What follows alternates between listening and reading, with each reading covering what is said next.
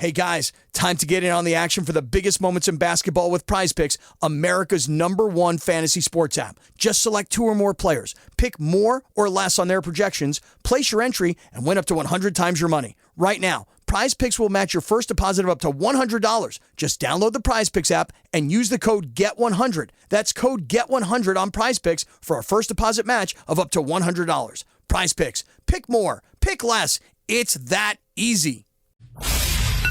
It's time to get up and get going, South Coast. It's time for the Tim Weisberg Show on WBSM. Also streaming live on WBSM.com and on the WBSM app. Talk to Tim now at 508-996-0500 or send him a message or a voicemail through the WBSM app. And now, ready to start your day off with a bang. It's Tim Weisberg.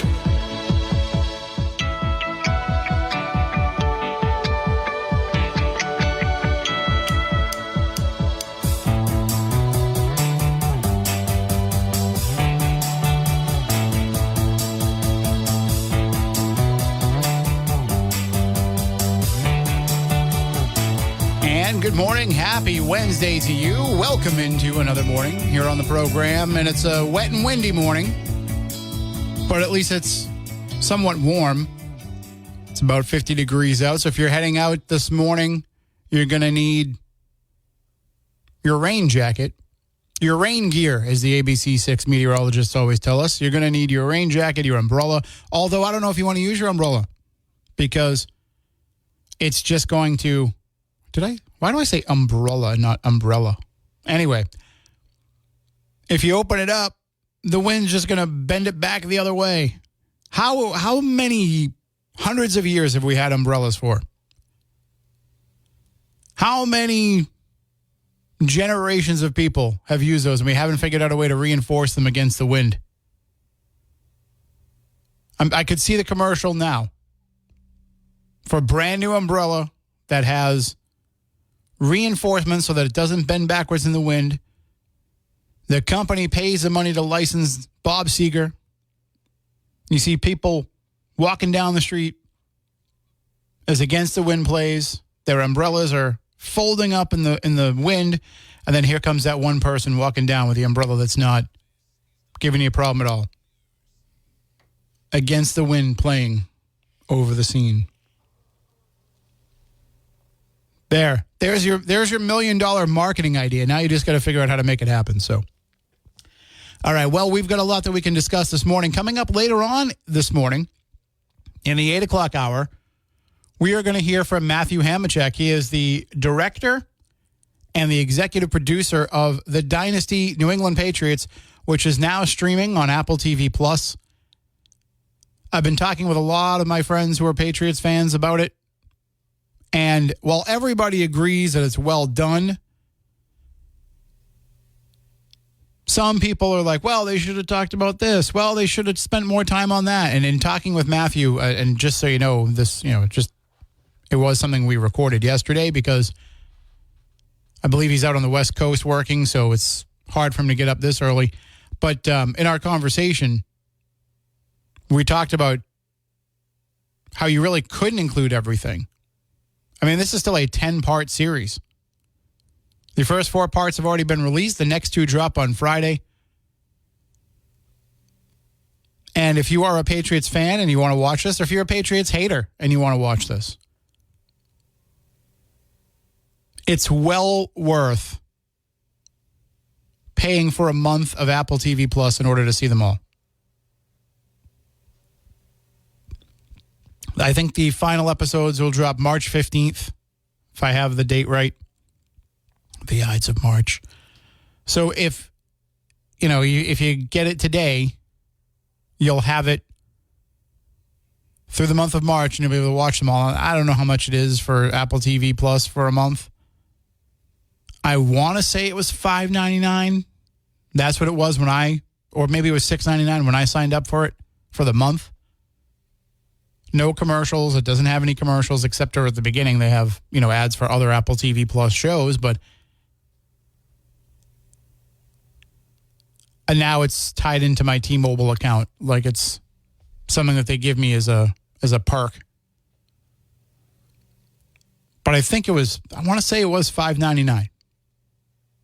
So if that's the case, think of it as you're getting a 10-part docuseries for the price of, renting an on-demand movie. So we'll hear from Matthew Hamachek later on and hear about the process of making the dynasty. But throughout the show, 508-996-0500, that's the number to call in and speak with me.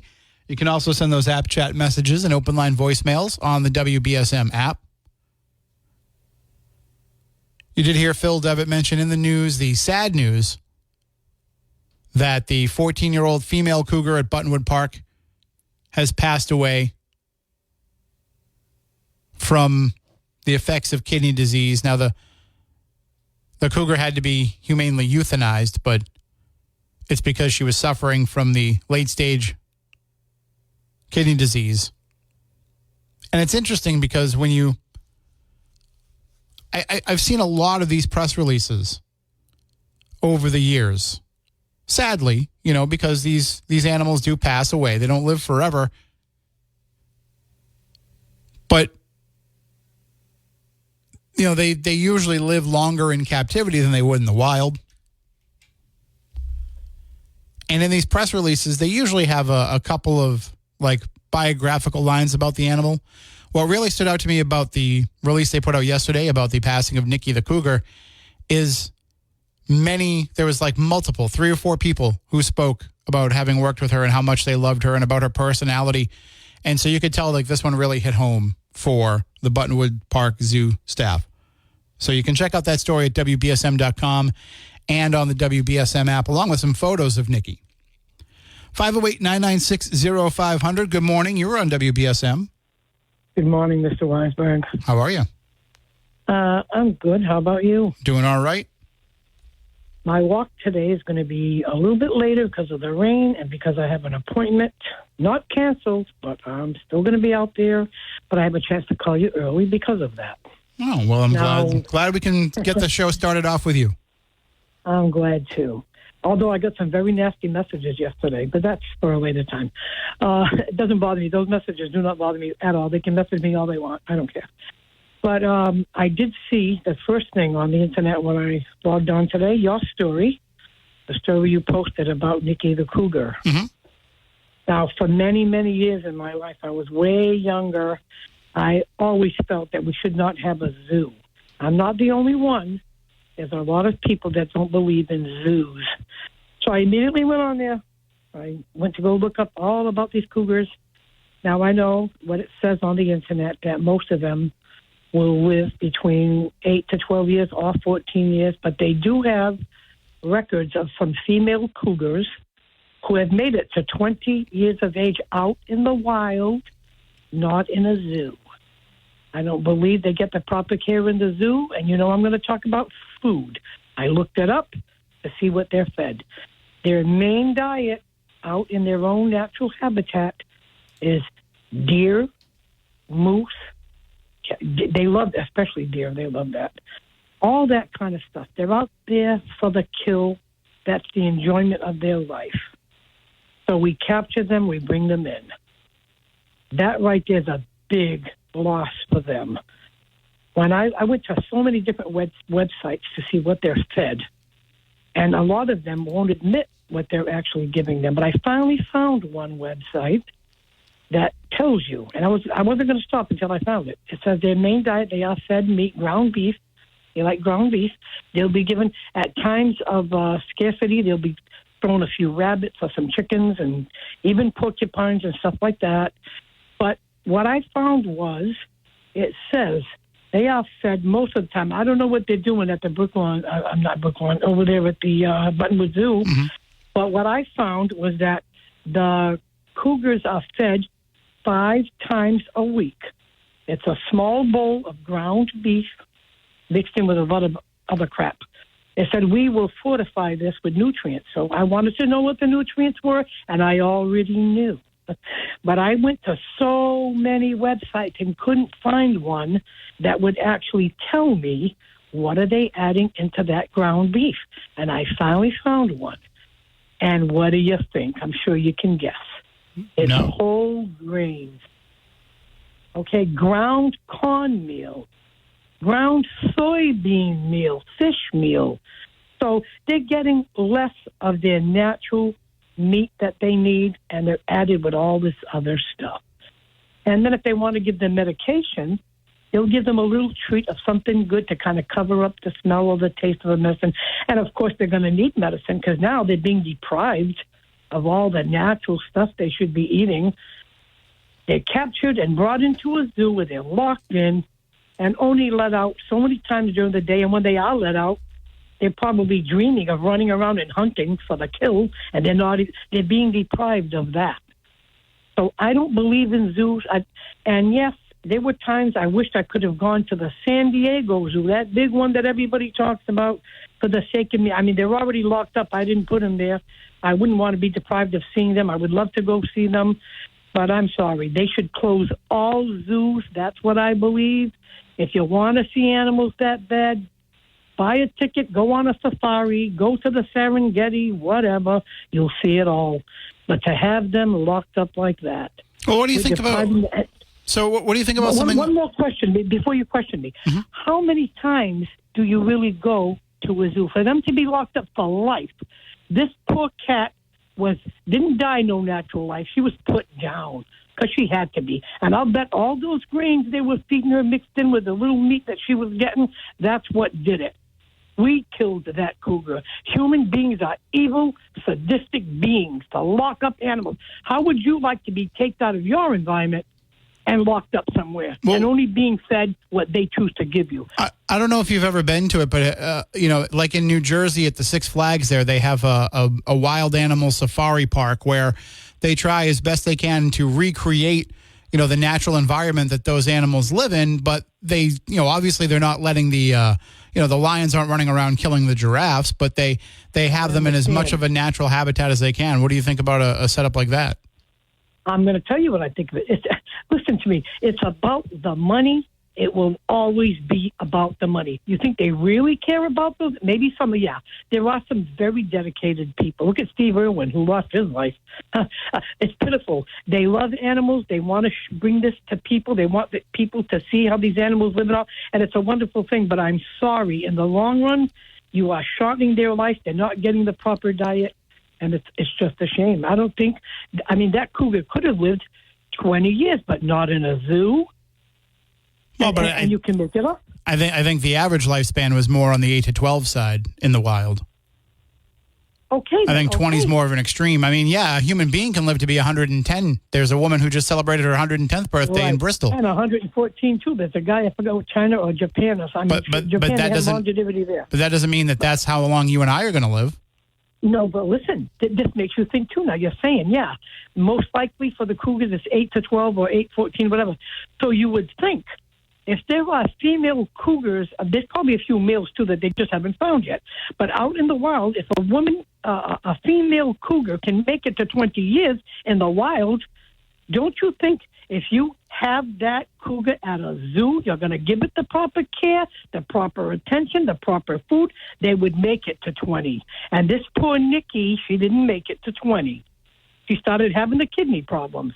And I can bet you, I can't prove it, but I can bet you that cat was getting those ground grains stuffed into her food, because how could they even afford to pay hunters to go out and bring in all that real meat for those animals? They could never afford it. Well, they would have to charge you a real absorbent price to get into that zoo to see those animals. So they're not feeding the proper diet. We need to stop taking away their habitat from them by building places, and also stop dragging them into zoos. Let them live their life the way they have a right to live it, just like you and me have a right to live. If we want to live our life and drink and smoke and do dope and all, then let us die. Let me give you a quote from the zoo director that might counter a little bit of what you're saying. The press release that was sent out was a lot longer than the story that I put up. But Gary Lunsford, the director of zoological services, said animals in professional care at accredited zoos often live well beyond their normal life expectancy with ongoing veterinary care. So that's what they see as the benefit to this, is they're able to give them care that they wouldn't get out in the wild, so they would succumb to these things that is an easy fix when they're in captivity. But Mr. Weisberg, they are also given preventative medications at the zoo to try to ward off these diseases because they know that they're going to get illnesses because they're not getting the proper diet that they really deserve. Medications, I found it on the internet. I look up everything. I don't stop at one website, and I'm still not done. I'm going to continue with this later on today. Not on the phone with you. I meant continue on the internet looking this all up. So they're getting medications, which is what I try to tell people about humans and the medications that we're being stormed with all the time. But thank you for giving me the time. All right. You have a good day. To hear whatever. Yeah, I'm going to be listening. Thank you. Stay dry out there, and hopefully you can get a nice dry walk in. All right. Have a good day. Thanks. Bye-bye. And so if you want to respond to that, 508-996-0500. You can also send in app chat messages and open line voicemails on the WBSM app. But it's always a debate. It comes up quite frequently. The woman who ran for city council, Joyce Rowley, I believe is her name. Hope I didn't get it wrong. But she's been a longtime advocate of the Buttonwood Park Zoo relinquishing Emily and Ruth, the two elephants. And there are a lot of people who feel that zoos are, and I guess people who are anti-captivity, anti-zoo, still make exceptions for things like animal sanctuaries. So obviously, not every animal is in the best. You know, if you have an animal that is injured in the wild and you bring it in to repair it, to help it, to nurse it back to health, but you know that putting it back out in the wild is only going to make it susceptible to more issues, then they would put that animal in an animal sanctuary. So even people who are anti-zoo kind of understand the need for those. I'm thinking back to the story of the owl in Wareham that had to be rescued 3 times, I believe, because he kept having issues when they kept releasing him out into the wild. And finally, the 3rd time, they're like, you know what, we don't think we can put him back out there because he's just not thriving. I think he had one eye. He was missing an eye. He had a broken wing. I was writing the stories about him every time they found him, but he was having some issues. So that's obviously an animal that you are prolonging his life by keeping him in the care of humans. And many times, you know, people do dumb things and try to bring home a cougar as a pet. And those animals can't be returned to the wild. They've been slightly domesticated. Thank God that doesn't happen around here. But watching Tiger King opened my eyes to just how many people actually do buy big cats and bring them to their homes as if it's a perfectly okay thing to keep as a pet. When I was a kid, we had a table at a flea market, and some of the other kids whose parents also had a table at the flea market, they had a pet raccoon that they would push around in a shopping cart. And I thought that was nuts. It's a raccoon. Those belong outside. They're wild animals. Yeah, but he's okay. Yeah, all right, I'll take your word for it. I mean, this thing had his own little, he had like a little blanket in there and his water bowl and everything, and they push him around in their shopping cart, and he wasn't caged in. He could have climbed out if he wanted to. But I can't imagine doing that, let alone having a lion or a tiger. Although that being said, I did always want a monkey, a chimpanzee. But then, you know, one tore off that lady's face in Connecticut, and I was like, maybe I shouldn't get a monkey. And plus, you can in Massachusetts. It's illegal. I think I just watched too much, and Chris McCarthy's going to be very excited that I made a mention of this. Too much BJ and the Bear. I also considered an orangutan, but I don't know. I was more concerned about how much they would shed. 508-996-0500. I'm going to take a break. We'll be back in just a few moments. And welcome back in. Thanks to Roger in Westport who sent me an app chat message. He says Apple TV Plus is now $9.99 a month, which is still not that bad of a price when you think about, if you're signing up to get a 10-part documentary on the New England Patriots.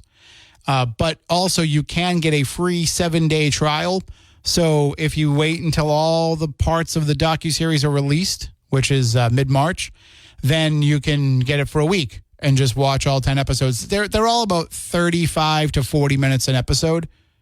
So it's not like it's going to kill you to watch all 10 episodes. You can do it in 7 days, no problem, I'm sure. But there's also a lot of other great stuff. And I'm not advocating here for you spending more money, and I'm certainly not endorsing Apple TV Plus, although I've found things on it that I like. There's also a lot of it on there that I haven't watched. But Servant is a great show. What's the other one? Severance. I'm trying to think. I watched Monarch, which is tied into all those new Godzilla and Kong movies that have been coming out. That was very good and gives you a lot of story for the next movie. So there's stuff on Apple TV Plus that I think you'll find enjoyable.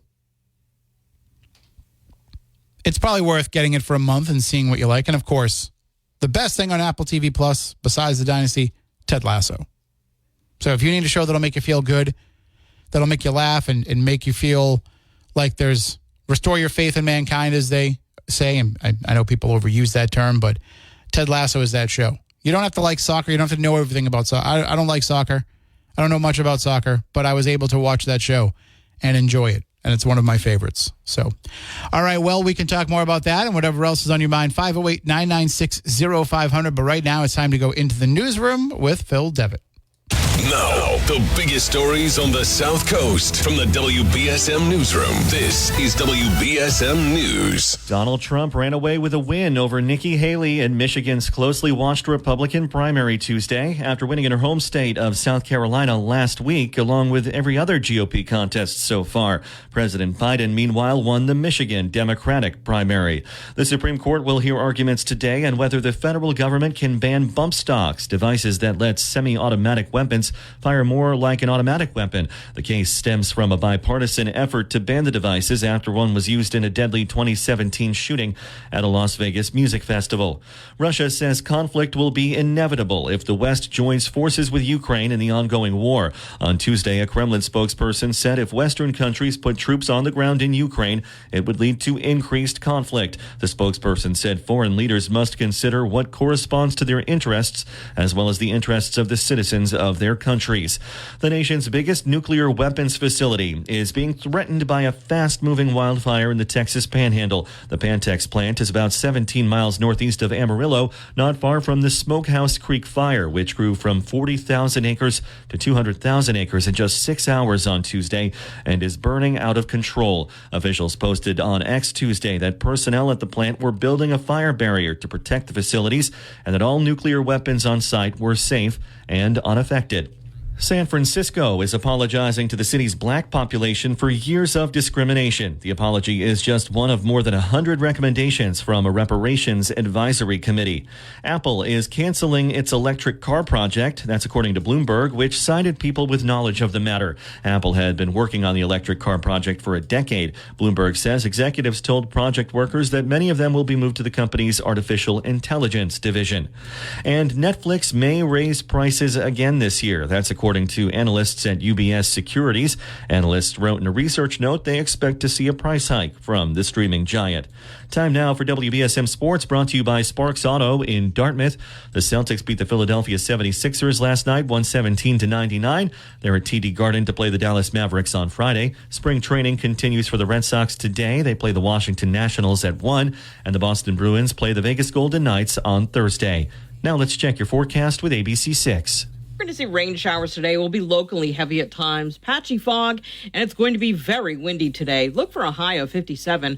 For tonight, rain showers possibly mixing over to snow showers around 3 a.m. Little to no accumulation is expected, and temperatures will crash into the 20s.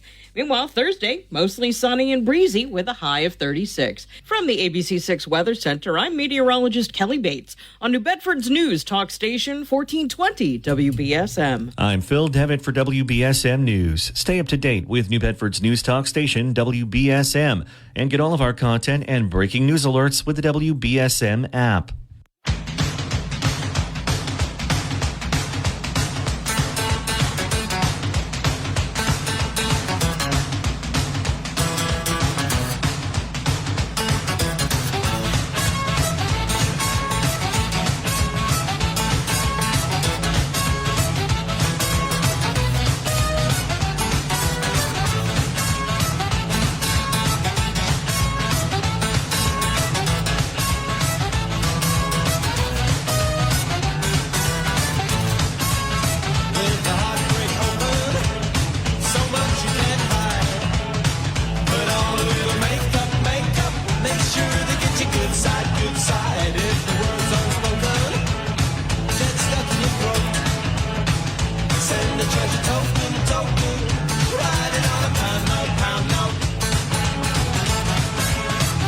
And welcome back in. 508-996-0500 is the number to call in and chime in. You can also send your text messages to us via app chat on the WBSM app. And you can send open line voicemails on the WBSM app as well, where you can record whatever it is you want to get off your chest. And I can preview it during the news or during a commercial and play it on the air. But, of course, the best way to have a conversation is the old-fashioned way, on the phone. 508-996-0500.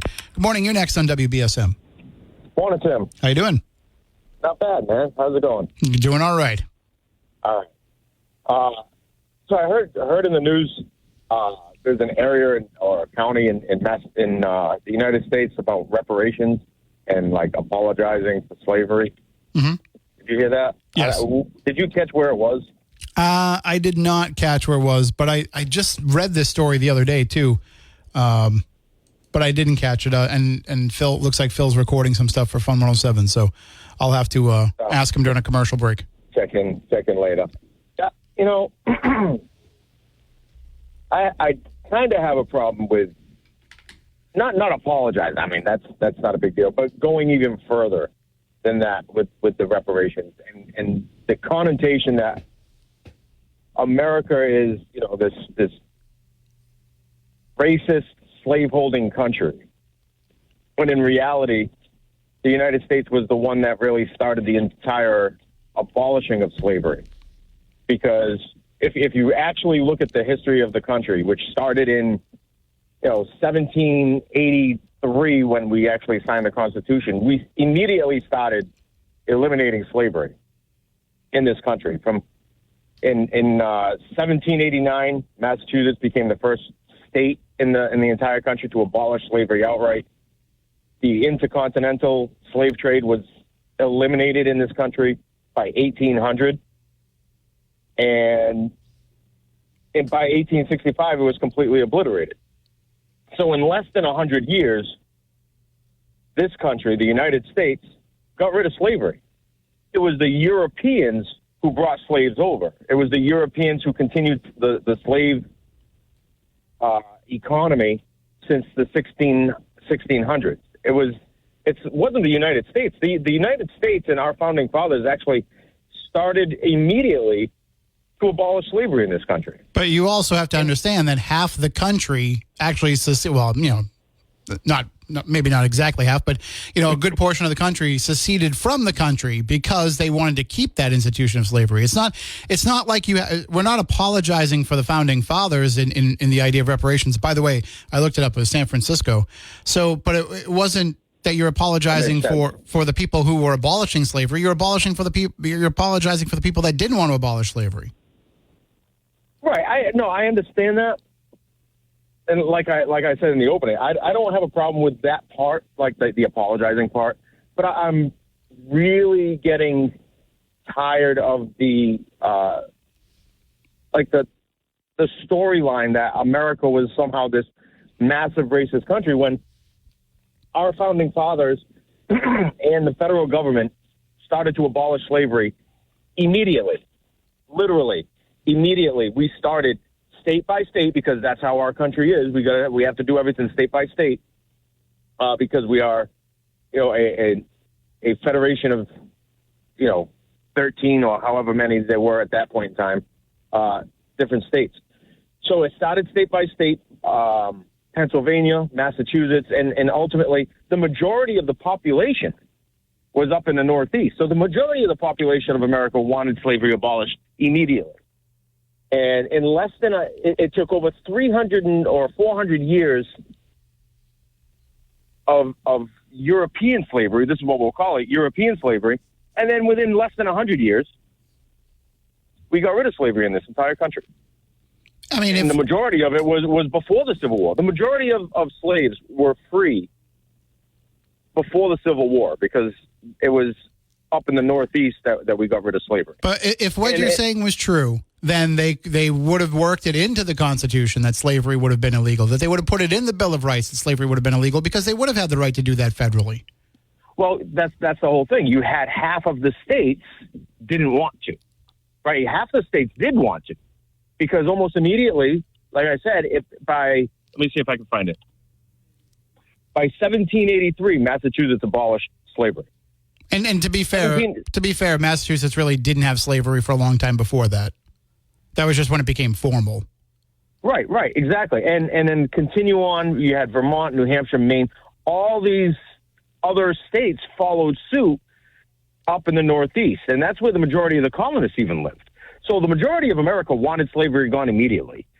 And it was just the farmers down south that wanted to keep slavery going. And that's why it wasn't in the Constitution. In order to have the Constitution signed off and create a United States, we needed to have some sort of concession. And that concession was, all right, we'll eliminate slavery, but it would be a state-by-state issue. And then ultimately the federal government decided to try it and force it, on the federal level, which caused the Civil War. Because Abraham Lincoln didn't want to go. It wasn't Abraham Lincoln, just so we know, Abraham Lincoln did not want to abolish slavery in the South. He wanted to eliminate slavery potentially out west in the new territory. He said pretty much in the beginning of the whole conversation that the states down south could keep their slaves.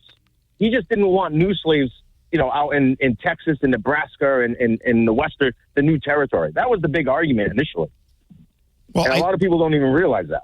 I think that, listen, I don't have an issue if a municipality like San Francisco wants to apologize for slavery, Yep. Although, I mean, San Francisco's version of slavery was a lot different than, the chattel slavery of the South. San Francisco has a very spotty history with the way that it treated, folks from Asia. And I think that, if any municipality wants to have a formal declaration in which they apologize for it, that's fine. I don't know how much we need to get into actually paying people money for it because unless you're coming forward and saying, here's my direct bloodline to somebody who was enslaved, you're going to get people that are going to say, well, you're just getting money for the color of your skin or, your heritage as opposed to actually being a direct descendant of that. Right, exactly. That's like I said in the beginning. I don't have a problem with the apology part. I just want to try and change the narrative that for some reason you talk to anybody and most of Americans will be like, yeah, America had slaves and we're a slaveholding country for a long, long time. No, we weren't. We weren't even a slaveholding country for a century. If you want to get technical, when we founded the country, as soon as we had the ability to write our own laws, we started getting rid of slavery. Before that, we couldn't write our own laws. That's why we had a revolution. We were under the thumb of the King of England and their parliament, and they made the laws. And then we didn't even have representation over there. That's literally the reason why we had a revolution. But as soon as we were able to actually write our own laws and chart our own course, we started eliminating slavery.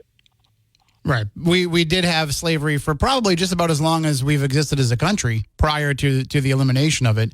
But as you're saying, it wasn't a formal country for the first 140 years of that. you can't really make a law if you're just a colony. That wasn't something that we did. All right. Well, I mean, it's something to think about for sure. Yeah. All right. I appreciate it. Thank you for the call. Have a good day. Bye. All right. You too. And 508-996-0500 if you want to respond to that. But like I said, I understand when municipalities want to have, some sort of declaration on the record saying, we're sorry for it. I think if you are – so I haven't really read up a whole bunch about San Francisco and why they're putting this out there. But I know that area, the Bay Area of San Francisco, had a lot of former slaves that moved out there. And I know that they did bring in a lot of slaves. Well, I don't know how, I shouldn't say a lot. I don't know how many, but slaves did come there during the gold rush with the people who had enslaved them. But I don't know how much San Francisco played a part in that, chattel slavery. For them, it was more about the way, in my opinion, it was more about the way that they treated the folks that came over from China and other Asian countries and the way that they were treated.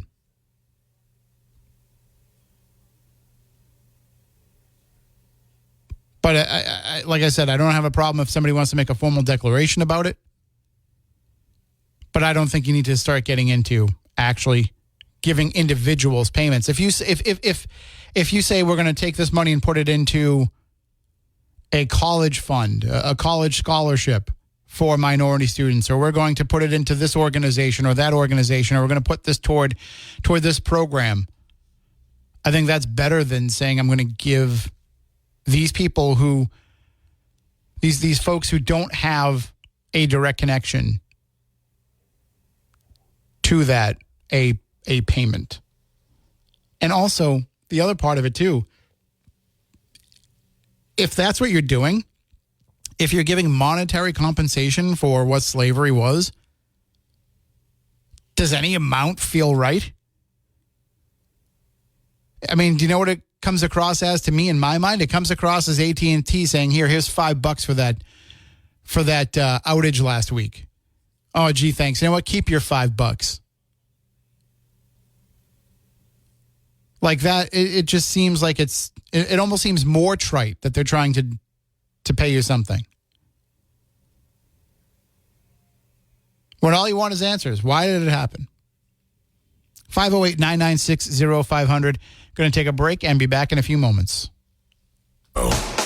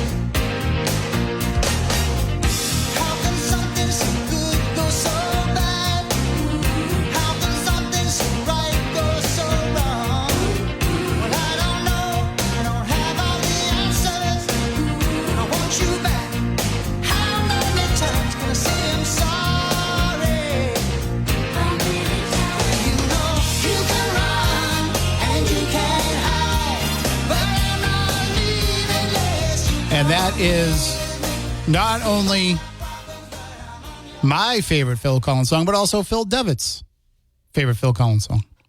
But I say that with a caveat. Easy Lover is actually a Philip Bailey song. Because Easy Lover is probably the greatest pop song of all time, in my opinion. But Something Happened on the Way to Heaven. Such a fantastic song. And a great video, too. If you've never seen the video, it is, I think there might have been a couple of different versions, but the one that played the most on MTV back when that song came out, I believe in 90 or 91, the the most popular version of the video was a performance of that song by Phil and his band. They're kind of rehearsing the song on stage, but a stray dog gets in. And so the video is kind of from the dog's perspective of what's going on. It's pretty fun. And I think they even show a little bit of, the making of, or at least they used to. I don't know if it's still in the video. But what a great song. And it made me think about on this. I don't know if you watch The Daily Show. I don't watch it regularly anymore. If I'm flipping through the channels, I might see it, but I'm not up that late anymore. But I've been DVRing the Monday nights with Jon Stewart. And if you saw this week's, he broke down a little bit because his dog had passed away the day before. And I thought I was totally over my dog passing away, and then I watched that segment, and then I was like, oh, yeah. Oh, Ruby. But I also realized this morning as I was getting ready and leaving the house, I was closing the door, getting ready to open the door to go outside, and I realized, still have her leash hanging up. I still have a lot of her stuff around. I got rid of her bed. I got rid of, all the dog food. I think I got rid of all the dog food. There might be some in a closet somewhere, but, I tried to get rid of everything that I thought I didn't need, gave it to people who had dogs, or in the case of her bed, nobody wanted it, which was a shame because it was brand new. It was only a month old when she passed away back in July. But I understand, you don't know exactly what was wrong with the dog. It, could have been something that was contagious. I get it. But I was like, this is a brand new bed. But I kept her collar and some other things, and that's all together, with her ashes. So, but that's it. No more pets for me. I keep thinking to myself, I'm just going to get a nice little fish tank, because I used to always have a fish tank. Just going to get a nice little fish tank. Just so I can sit there and stare at the fish. And I was like, okay, first of all, that's a lot of work. Secondly, when I travel, who's going to feed my fish? Then I thought I can bring them in. I can actually put the fish tank on my desk at work, and have, maybe a couple betta fish or a goldfish or something. And I was like, well, now I'm asking my coworkers to feed the fish if I go away. And then who's going to feed it on the weekends? Come on. This is not smart thinking. So, and I keep thinking I'd love to get a puppy or a kitten, but then I think, but that's just not fair to them if I'm not going to be home all the time. So, pets are great when you have the time to dedicate to them, but when you don't, it's kind of not fair to either one of you. All right, I got to take one final break this hour. We'll be right back. Hey guys, time to get in on the action for the biggest moments in basketball with Prize Picks, America's #1 fantasy sports app. Just select 2 or more players, pick more or less on their projections, place your entry, and win up to 100 times your money. Right now, Prize Picks will match your first deposit of up to $100. Just download the Prize Picks app and use the code GET100. That's code GET100 on Prize Picks for a first deposit match of up to $100. Prize Picks. Pick more. Pick less. It's that easy.